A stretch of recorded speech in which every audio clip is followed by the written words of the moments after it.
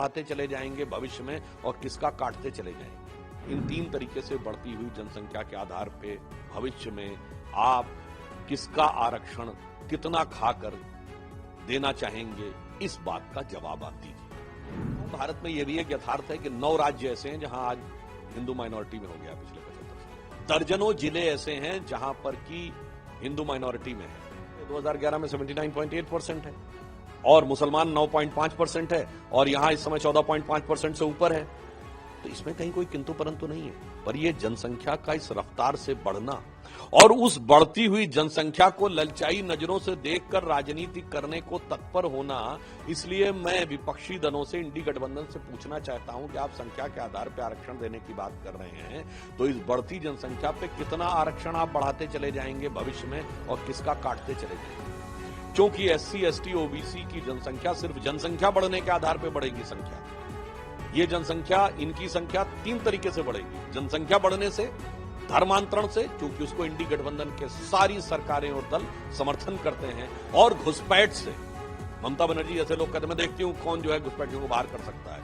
इसलिए मैं उनसे पूछना चाहता हूं कि इन 3 तरीके से बढ़ती हुई जनसंख्या, और जनसंख्या वहां पर बहुविवाह की मान्यता है, इसलिए जनसंख्या और तेजी से बढ़ेगी।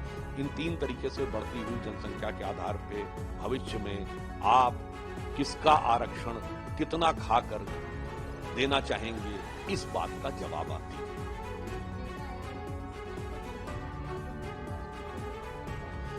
देखिए, मैं एक साफ बात कह रहा हूं, भारत में यह भी एक यथार्थ है कि 9 राज्य ऐसे हैं जहां आज हिंदू माइनॉरिटी में हो गया पिछले 75 साल। दर्जनों जिले ऐसे हैं जहां पर की हिंदू माइनॉरिटी में है। तो ये एक यथार्थ है। और इलाहाबाद हाईकोर्ट ने 2006-07 में एक जजमेंट भी दिया था, जिसमें उसने कहा था कि 40%, 45% पॉपुलेशन को माइनॉरिटी नहीं माना जा सकता। उन्होंने कहा था क्या ये होगा 51% मेजॉरिटी और 49% माइनॉरिटी है। यद्यपि वो सुप्रीम कोर्ट में जाकर यूपीए सरकार ने उसको स्टे करा दिया था, और उसका राजनीतिक लाभ लेने की गिद्ध दृष्टि किन लोगों के मन में है, जाके चेक कर लीजिए। राहुल गांधी की न्याय यात्रा जब शुरू हुई पूर्वोत्तर के क्षेत्र से, तो सबसे ज्यादा भीड़ असम के उस इलाके में हुई जो धुबरी, बरबेटा, करीमगंज का इलाका है, और बंगाल के मालदा में। इनकी ट्विटर लाइन पे जाके देखिएगा, एक्स लाइन के ऊपर, तो आपको दिखेगा वो उसको सेलिब्रेट कर रहे हैं। Look at the crowd.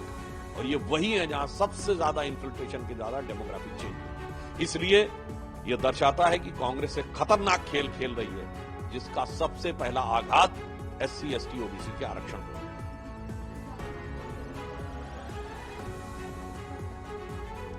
उस विषय के बारे में हम लोग पहले भी बात कह चुके हैं। विपक्ष उठा रहा तो पहले खुद तो बताए, हिमाचल में करवा दिया। अरे भाई, आप सर्वे की बात कर रहे हैं, कर्नाटक में आपके डिप्टी CM ताल ठोक के कह रहे हैं कि नहीं होने दूंगा। बताइए, राजस्थान में किया सर्वे, छत्तीसगढ़ में किया, अच्छा 10 साल वहां रही, पंजाब में किया। 2011 में आपने जातिगत जनगणना का डाटा रुक किया, और जातिगत जनगणना रोकी किसने? 1951 में जवाहरलाल नेहरू ने रोकी थी ना। इसलिए वो जो कहने का प्रयास कर रहे हैं, न इन्होंने पहले किया था, न आज राज्यों में होने दे रहे हैं, न भविष्य में करेंगे। इनका उद्देश्य सिर्फ अपनी राजनीतिक रोटी सेकना। और फिर हम इस पे कह रहे हैं, जाति की जनगणना के आधार के ऊपर अगर मुस्लिमों की जनसंख्या गणना इतनी बढ़ती जा रही है, तो आप कितना रिजर्वेशन काटकर जनसंख्या के आधार पर कितना होंगे।